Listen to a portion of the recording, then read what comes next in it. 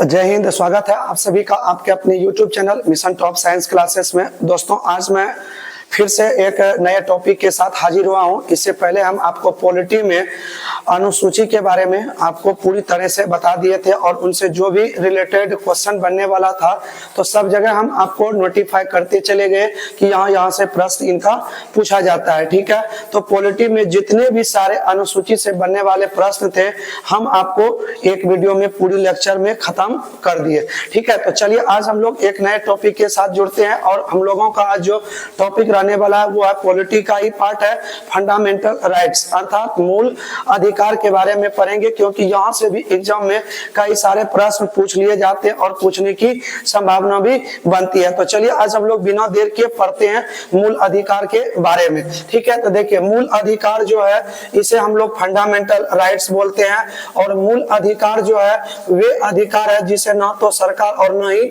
Public हमसे क्या कर सकती है तो छीन सकती है। यह किसी व्यक्ति विशेष के लिए क्या होता है, आवश्यक होता है। ठीक है, यदि आपसे पूछे मूल अधिकार क्या है तो आप बताएंगे वैसा अधिकार जिसे ना तो पब्लिक या ना तो सरकार छीन सकती है, इसे जो है किसी व्यक्ति या विशेष के लिए क्या होता है, आवश्यक होता है, तो उसे हम लोग क्या कहते हैं, मूल अधिकार। मूल अधिकार जो है यह अमेरिका के लिखित संविधान से लिया गया है। ठीक है, तो हम आपको पहले लिख देते हैं मूल अधिकार का परिभाषा। वैसा अधिकार जिसे न तो सरकार और न ही पब्लिक आपसे क्या कर सकती है, पब्लिक छीन सकती है।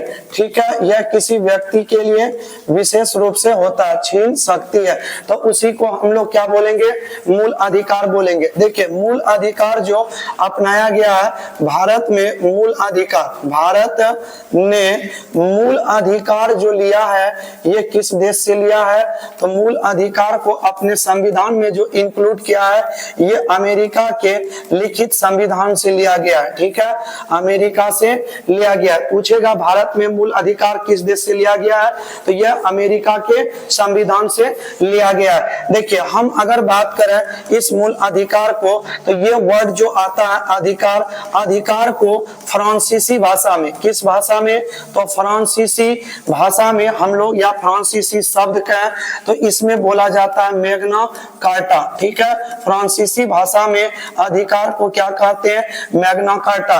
तो आप लोग याद रखेंगे अधिकार जो है ये फ्रांसीसी भाषा का शब्द मैग्ना कार्टा से बना है और मैग्ना कार्टा का पहली बार जो प्रयोग किया गया था, पहली बार प्रयोग जो किया गया था ये प्रयोग कहाँ किया गया था, तो ब्रिटेन में किया गया था। ठीक है, तो आप लोग इसमें फंसेंगे नहीं। अधिकार फ्रांसीसी भाषा के शब्द मैग्ना कार्टा से बना है जिसका पहली बार प्रयोग कहाँ पर किया गया था, तो इसे ब्रिटेन में प्रयोग किया गया था। तो देखिए मूल अधिकार की अगर हम बात करें कि मूल अधिकार को कुछ समय के लिए प्रतिबंध कर सकता है। ठीक है, मूल अधिकार को क्या कर सकता है, तो कुछ समय के लिए क्या कर देता है, तो प्रतिबंध कर देता है, यानी कुछ समय के लिए आपके मूल अधिकार को क्या करेगा, तो रोक सकता है। तो जल्दी बताइए कि किस के पास यह अधिकार है जो आपके मूल अधिकार को कुछ समय के लिए प्रतिबंधित कर सकता है, तो वो कौन है, तो राष्ट्रपति। ठीक है, राष्ट्रपति क्या है, तो अपने मूल अधिकार को जो किसी व्यक्ति को मिलता है संविधान की ओर से अधिकार,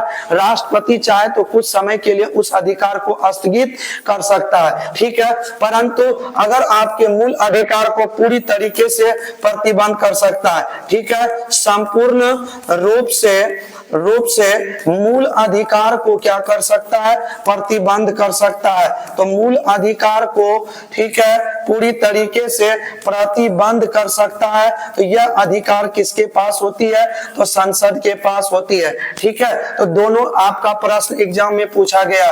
मूल अधिकार को कुछ समय के लिए प्रतिबंधित कर सकता है कौन, तो राष्ट्रपति, और मूल अधिकार को पूरी तरीके से प्रतिबंध लगा सकता है कौन, तो संसद लगा सकता है। देखिए अब एक प्रश्न बनता है कि राष्ट्रपति हमारे मूल अधिकार को कुछ समय के लिए प्रतिबंध कर सकता है कब, जैसे मान लिया जाए कि कोई विदेशी आक्रमण हो गया, तो जैसे ही विदेशी आक्रमण होता है तो आपातकाल लागू लागू हो जाता है और आपातकाल लागू होने पर हमारे कुछ मौलिक अधिकारों को तब तक के लिए स्थगित किया जाता है जब तक युद्ध शांत नहीं हो जाती है। ठीक है, तो चलिए, और पूरी तरीके से अगर छीनने की बात करें तो संपूर्ण रूप से मूल अधिकार को प्रतिबंध कर सकता है कौन? तो संसद पूरी तरीके से बंद कर सकती है। ठीक है, चलिए तो आगे और हम लोग समझते हैं। देखिए, अगर कोई व्यक्ति या सरकार आपका मूल अधिकार का क्या करता है? हनन करता है या छीनने की क्या करता है कि कोशिश करे। ठीक है, छीनने की कोशिश करता है तो उसको क्या करेगा? तो जब कोई व्यक्ति या सरकार आपके मूल अधिकार को छीनने की कोशिश करे तो आप अपील कर सकते हैं। कहां पर? कोई छोटी मोटी अदालत नहीं, वो या तो हाई कोर्ट या तो सुप्रीम कोर्ट आप जा सकते हैं इसको लेकर के। ठीक है, तो हाई कोर्ट और सुप्रीम कोर्ट जा सकते हैं यदि आपके कोई जो है मूल अधिकार को छीनने की कोशिश कर रहा है, जैसे व्यक्ति या क्या सरकार, तो आपका जो अपील लेगा कौन लेगा? तो हाई कोर्ट और सुप्रीम कोर्ट। यही वो वजह है जिसके वजह से कहा जाता है क्या कि मूल अधिकार का रक्षक जो होता है, मूल अधिकार का रक्षक किसे कहा जाता है? तो मूल अधिकार का रक्षक कहा जाता है हाई कोर्ट और सुप्रीम कोर्ट को कहा जाता है। यानी अगर मूल अधिकार छीने तो उसके लिए केस कहां पर होगा? तो हाई कोर्ट और सुप्रीम कोर्ट में उसकी सुनवाई की जाएगी। ठीक है, तो ये था कुछ छोटी मोटी बातें जो कि मूल अधिकार से संबंध रखती है, तो आप लोग इनको ध्यान में रखेंगे। ठीक है, तो मूल अधिकार जो है ये अमेरिका के लिखित संविधान से लिया गया है। मूल अधिकार को कोई व्यक्ति या सरकार आपसे नहीं छीन सकती है, क्योंकि ये आपको किसी नेता वगैरह ने आपको अधिकार नहीं दिया है, यह अधिकार आपको संविधान ने स्वयं दिया है। ठीक है, तो इसलिए मूल अधिकार का रक्षक कौन है? तो सुप्रीम कोर्ट, हाई कोर्ट है। इसे ना तो सरकार छीनेगा नहीं पब्लिक छीनेगा। हाँ, अगर विदेशी आक्रमण होती है तो उस समय आपके मूल अधिकार को कुछ समय के लिए प्रतिबंधित कर देगा कौन? तो राष्ट्रपति, और संपूर्ण रूप से प्रतिबंध कर सकता है कौन? संसद। जैसे मान लिया जाए कि कब आपका ये पूरी तरीके से छीन लेगा, तो जैसे मान लिया जाए कि दो देशों के बीच युद्ध हो रहा है, भारत और अन्य देशों के बीच युद्ध चल रहा है, और आप अपने देश का नारा ना लगा करके अन्य देश की और आप नारा लगा रहे हैं, उनकी ओर से आप जो है भारत के ऊपर ये उल्टे दबाव बना रहे हैं, तो ऐसे सिचुएशन में आपकी नागरिकता ही समाप्त कर देगी सरकार। और जब आपकी नागरिकता समाप्त हो जाएगी तो इस सिचुएशन में आपका मूल अधिकार स्वतः समाप्त हो जाएगी। ठीक है, तो आप लोग इन पर भी ध्यान रखेंगे। तो और इसमें एक प्रश्न है, मैग्ना कार्टा शब्द का प्रयोग पहली बार कब हुआ? तो ब्रिटेन में हुआ था। एकदम वीवीआई प्रश्न, ये यहाँ से पूछा हुआ प्रश्न। ठीक है, अधिकार किस भाषा का शब्द है? फ्रांसीसी भाषा का शब्द है जो मैग्ना कार्टा से बना है। चलिए, तो अब हम लोग आगे यहाँ से बढ़ते हैं। देखिए, मूल अधिकार की जो संख्या की अगर हम लोग बात करें तो मूल अधिकार वर्तमान में कितने हैं? तो मूल अधिकार जो है, ठीक है, आज वर्तमान में बात करें इसकी संख्या कितनी है? तो 6। आज से पहले अगर हम बात करें मूल संविधान में, ठीक है, मूल संविधान में मूल अधिकार कितने थे? तो मूल संविधान में, ठीक है, किसमें? मूल संविधान में मूल अधिकार कितने हैं? तो मूल संविधान में मूल अधिकार कितने हैं? तो ये आपका कितना है? तो ये आपका अधिकार कितना है? तो 7 है। ठीक है, मूल संविधान में कितने मूल अधिकार? तो 7 मूल अधिकार। वर्तमान में कितने मूल अधिकार है? तो वर्तमान में मूल अधिकारों की संख्या कितनी है? तो 6 है। तो देखिए, इसमें जो है एक आपका कहाँ चला गया? तो एक वो अधिकार है जी संपत्ति का अधिकार। तो संपत्ति का जो अधिकार है अब ये संवैधानिक अधिकार बन चुका है, अर्थात इसे क्या बना दिया गया? तो कानूनी अधिकार बना दिया गया। अर्थात ये जो पहले हुआ करता था संपत्ति का अधिकार, ये हमारे आर्टिकल 31 में था। ठीक है, अब इसे समाप्त करके, ठीक है, इसमें 44वां संविधान संशोधन हुआ था। ठीक है, 1978 ईस्वी में 44वां संविधान संशोधन 1978 के तहत इसे लेकर के चला गया कहां पर? तो 300 के में लेकर के चला गया। तो ये भी आपका प्रश्न पूछता है कि संपत्ति का अधिकार कौन सा अधिकार बना दिया गया? कानूनी अधिकार। ये पहले कौन सा अधिकार था? मूल अधिकार था। तो संपत्ति का अधिकार किस अनुच्छेद में था? तो 31 में था। कौन से संशोधन द्वारा हटाया गया? तो 44वां संविधान संशोधन कब हुआ था 1978, और आज वर्तमान में ये कहां पर घूम रहा है, तो 300 के कोने में ये संपत्ति का अधिकार है। ठीक है, तो देखिए इसे अभी क्या कर दिया गया है, तो इसे मूल अधिकार से हटा दिया गया, यानी इसको समाप्त करके इसको क्या बना दिया है, तो कानूनी अधिकार बना दिया गया है। ठीक है, अब इनके बाद अगर हम लोग बात करें तो मूल अधिकारों की संख्या वर्तमान में कितने हैं, तो 6 है। तो देखिए कौन कौन से मूल अधिकार है उसकी बात करते हैं। देखिए ये है टोटल आपका 6 मूल अधिकार। हम एक बगल से आपको याद करने का ट्रिक बताते हैं, एक बार में याद हो जाएगा। यदि इतना बड़ा बड़ा याद करेंगे तो हो सकता है कि आपको याद न हो, लेकिन तीन करके इनको याद करिए और मेरे साथ 2 मिनट बोलिएगा, ये आपको याद हो जाएगा। देखिए पहले कैसे बोलेगा, समानता, स्वतंत्रता, शोषण, इतने वर्ड बोलिए, समानता, स्वतंत्रता और शोषण। उसके बाद धार्मिक, शिक्षा और संवैधानिक। ठीक है, अब उनके बाद अधिकार आप लगाते जाइए। फिर से हम दोबारा बोल रहे हैं, ध्यान से सुनिए, समानता, स्वतंत्रता और शोषण 3 बोल दिए। उसके बाद धार्मिक, शिक्षा और संवैधानिक, इतना बोल दिए तो 6 हो गया आपका। अब आप पूरा बोलिए। पहला है कौन सा, तो समानता का अधिकार। दूसरा क्या, स्वतंत्रता का अधिकार। तीसरा क्या, तो शोषण के विरुद्ध अधिकार। चौथा धार्मिक स्वतंत्रता का अधिकार। पांचवा क्या है, तो पांचवा आपका हो जाएगा कौन सा, तो पांचवा शिक्षा एवं संस्कृति का अधिकार। और छठा जो हो जाएगा वो आपका संवैधानिक उपचारों का अधिकार हो जाएगा। ठीक है, तो इस प्रकार से यदि आप 3 करके याद करते हैं तो ये आपका क्लियर हो जाएगा। ठीक है, पहला कौन है, तो समानता का अधिकार। पहला कौन है, समानता। दूसरा स्वतंत्रता। तीसरा शोषण। चौथा धार्मिक। पांचवा शिक्षा और छठा आपका संवैधानिक का। अगर हम लोग समानता का अधिकार की बात करें तो ये अनुच्छेद 14 से कहां तक लिखा गया है, तो अनुच्छेद 14 से 18 तक में इसका वर्णन किया गया है। आगे बढ़िए, तो स्वतंत्रता का अधिकार 19 से लेकर के कहां तक है, 22 तक है। शोषण के विरुद्ध अधिकार इसका अनुच्छेद 23 और क्या है, 24 है। धार्मिक स्वतंत्रता का अधिकार ये आपका 25 से लेकर कहां तक है, 28 तक। शिक्षा एवं संस्कृति 29 से लेकर के कहां तक है, 31 तक। और संवैधानिक उपचारों का अधिकार अनुच्छेद 32 से कहां तक लिया गया है, तो 35 तक लिया गया। अब हम आपको इसी जगह बता देते हैं सब चीज एक एक करके। ठीक है, तो आप लोग ध्यान से समझते जाइएगा। आप सोच रहे होंगे कि सर आप सीधे शुरू कर दिए, पहले बताए क्यों नहीं। देखिए इसलिए हम आपको नहीं बताए कि जब आप इतना कुछ कर लिए, अब देखिए आपका क्लियर हो जाएगा। जैसे हम लोग मौलिक अधिकार की बात करें तो मौलिक अधिकार ये आपका क्या है, तो ये संविधान का भाग जो है कितना है, तो 3 है। ठीक है, संविधान का भाग संख्या कितना है, तो ये भाग आपका क्या है, तो 3 है। और भाग संख्या 3 है। अनुच्छेद की बात करें तो अनुच्छेद ये आपका आ जाता है कितना, तो 12 से 35 तक आता है। ठीक है, तो मौलिक अधिकार संविधान के भाग कितने में, 3 में। अनुच्छेद कितने हैं, तो 12 से 35 में इसका वर्णन किया गया। लेकिन हम अगर आप देखेंगे इनको तो आपको पता चल रहा होगा कि ये जो है टोटल 14 से शुरू किए 35 तक है, तो बाकी 12 और 13 कहां गया, तो उनके भी बारे में हम आपको अच्छी तरह से बताएंगे। ठीक है, तो चलिए पहले हम लोग इनके बारे में जान लेते हैं एक बार बारी बारी से। तो देखिए ये आपका मौलिक अधिकार संविधान के किस भाग में हुआ, तो भाग संख्या 3 अनुच्छेद 12 से कितना 35 21 देश से लिया गया, तो अमेरिका देश से लिया गया।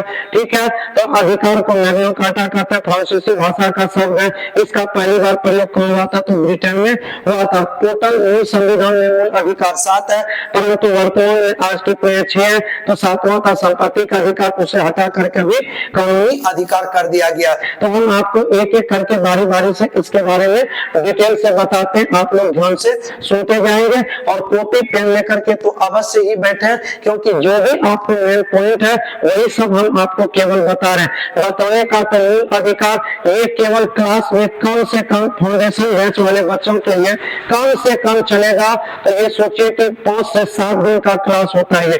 बट देखिए हम आपको इतने शॉर्ट में इसको खींच रहे हैं कि जो आपको एग्जाम व्यू के दृष्टि से ये आपका महत्वपूर्ण सब टॉपिक है, उन्हीं को केवल बता रहा हूँ। क्योंकि देखिए इतना कुछ और करने से केवल आपकी कॉपियां भर सकती है, लेकिन आपका एग्जाम क्वालिफाई नहीं हो सकता। ठीक है, तो इसलिए हम आपको केवल यही बता रहे हैं। तो चलिए हम लोग बढ़ते हैं नेक्स्ट पॉइंट की ओर। अब आता है अनुच्छेद 12। तो देखिए अनुच्छेद 12 में क्या कहता है, तो अनुच्छेद 12 कहता है कि मूल अधिकार की परिभाषा। ठीक है, किसकी परिभाषा देता है, तो मूल अधिकार की परिभाषा। आपने जो पढ़ा वैसा अधिकार जिसे न तो कोई व्यक्ति छीन सकता है और न ही सरकार हमसे छीन सकती है, यह केवल किसी व्यक्ति या विशेष के लिए आवश्यक होती है। तो यह जो परिभाषा लिखा हुआ है किस अनुच्छेद में लिखा हुआ है, तो अनुच्छेद 12 में तहत इसको लिखा गया और यह स्टेट सरकार को यह आह्वान करता है कि आप कभी भी ऐसा कोई कानून नहीं बनाएंगे कि जिससे किसी भी व्यक्ति का मूल अधिकार क्या लगे कि वो मेरा मूल अधिकार छीन रहा है। ठीक है, तो आप ध्यान से सुनिए हम क्या बोल रहे हैं कि अनुच्छेद 12 कहता है कि मौलिक अधिकार की परिभाषा साथ साथ स्टेट सरकार को या लोकल सरकार को यह सूचना देती है कि आप ऐसा कोई कानून नहीं बनाएंगे कि जिनसे लगे कि जनता को कि ये मेरा मूल अधिकार क्या कर रहा है, छीन रहा है या मेरे मूल अधिकार का हानि हो रहा है। हाँ, आप एक काम कर सकते हैं, कुछ ऐसे छोटी मोटी कानून बनाएंगे कि जिससे जनता के ऊपर दबाव बनाया जा सके, जिससे कि उनके मूल अधिकार को कोई क्षति न पहुंचे। ठीक है, तो ये अनुच्छेद किसने में कहा गया है, तो अनुच्छेद 12 के तहत कहा गया। ठीक है, तो ध्यान से आप लोग इनको सुनिए और उसके बाद कॉपी में इसी चीज को नोट कर लीजिए। ठीक है, तो इसमें क्या कहा गया है कि स्टेट सरकार को इसमें बताया गया है कि कोई भी ऐसा कानून नहीं बनाएंगे कि जिससे कि किसी व्यक्ति के मूल अधिकार की क्या हो, हानि हो, क्षति हो। ठीक है, या ऐसा लगे उनको कि मेरे मूल अधिकार को छीना जा रहा है। ठीक है, अब हम लोग बात करते हैं अनुच्छेद कितना, तो अनुच्छेद 13। अनुच्छेद 13 में कहता है अल्पीकरण। ठीक है, क्या बोलता है, अल्पीकरण। इनका मतलब देखिए, लिखा तो है बहुत छोटा चीज लेकिन इसका अर्थ बहुत बड़ा होता है। अल्पीकरण का मतलब होता है कि आपको संविधान जो है आपको यह अधिकार देता है कि आप कहीं भी भारत के किसी कोने में जा सकते हैं, रह सकते हैं, घूम फिर सकते हैं, व्यापार कर सकते हैं, कुछ भी आप जो है उसमें कर सकते हैं। परंतु यह अधिकार मिलने से केवल ये नहीं होता है कि आप किसी के रंगोनी के घर में जाकर के घूम जाए, या ऐसा नहीं हो सकता है कि आपका मन हो संसद भवन में जाकर के घूर जाए अंदर में। ठीक है, तो ये सभी चीज ऐसा नहीं है कि मूल अधिकार मिलने से हम किसी के घरे में घूम जाए। ठीक है, तो इन सब चीजों पर यह रोक लगाया गया है और कहा गया है कि आपको जो भी मूल अधिकार है आप वो अपने दायरे में रह करके ही अपने अधिकार का पालन करेंगे और अपने अधिकार का उपयोग करेंगे। ठीक है, इससे किसी व्यक्ति को इससे कोई नुकसान या हानि नहीं पहुंचनी चाहिए। यही होता है किसका मतलब, तो अल्पीकरण का मतलब होता है। ठीक है, देखिए आज से हम पहले की बात करें, आप लोगों को पता है कि 26 जनवरी 1950 ईस्वी को हम लोगों का संविधान लागू होता है और इसी दिन से भारत क्या बन जाता है, भारत गणतांत्रिक देश बन जाता है। ठीक है, ये तो सभी को पता है कि भारत गणतांत्रिक देश कब बना, जब हमारा संविधान लागू हो गया। कह रहा है कि 26 जनवरी 1950 से पहले और एक बार बोलता है 26 जनवरी 1950 के बाद। तो देखिए इसमें क्या कहता है कि 26 जनवरी 1950 से पहले जो भी कानून चलता हुआ आ रहा था वही कानून चलेगा। ठीक है, उसमें कोई भी परिवर्तन नहीं किया जाएगा। तब तक उसमें कोई परिवर्तन नहीं कर सकते हैं जब तक कि उससे किसी व्यक्ति को कोई नुकसान नहीं पहुंचे। जैसे आप लोगों को पता होगा 3 तलाक के बारे में। ठीक है, 3 तलाक के बारे में क्या था कि 3 तलाक में मुस्लिम महिलाओं को काफी परेशानी हो रही थी। परेशानियों क्या थी कि वो अपना वो जो मुंह में ढकने वाला रहता है, ठीक है, बुर्का, उनको पहन सकता है नहीं पहन सकता, इनको ये करके कानून बनाया गया था। ठीक है, तो इसमें क्या था कि अब इस चीज को लेकर के 3 तलाक में यह कह दिया गया कि जिसका मर्जी करे वो पहन सकता है, जिसका मर्जी नहीं करे वो नहीं पहन सकता है। ठीक है, इस पर किसी का रोक छोक नहीं होता है इस पे। तो इसमें 3 तरह का 3 तलाक नाम क्यों पड़ा, क्योंकि इसमें 3 था। तो पहला था तलाक ए हसन, तलाक ए हसन। दूसरा क्या था, तलाक ओ हसन। ठीक है, और तीसरा क्या था, तलाक अबिद्दत। ठीक है, तलाक अबिद्दत। ये जो था ना ये आपका तलाक है बिद्दत। ये जो था 3 तरह का था, जिसमें इसी के तहत जो था इनको अब क्या कर दिया गया है, समाप्त कर दिया गया, क्योंकि इससे मुस्लिम महिलाओं को काफी परेशानी हो रही थी। ठीक है, इसलिए इसे क्या कर दिया गया, तो समाप्त कर दिया गया। इसीलिए इसका 3 तलाक नाम पड़ा है, क्योंकि इसमें 3 तरह का तलाक होता है, तलाक ए हसन, तलाक ए ओ हसन, दूसरा आता है तलाक ए बिद्दत। ये 3 तरह का होता है, जिसमें इनको क्या कर दिया गया, समाप्त कर दिया। और अब देखिए किसी भी मुस्लिम महिलाओं को कोई दिक्कत नहीं है, पढ़ने नहीं पढ़ना है, कोई दिक्कत नहीं है। ठीक है, तो देखिए अब ये तो बता दिया 26 जनवरी 1950 से पहले सरकार ऐसा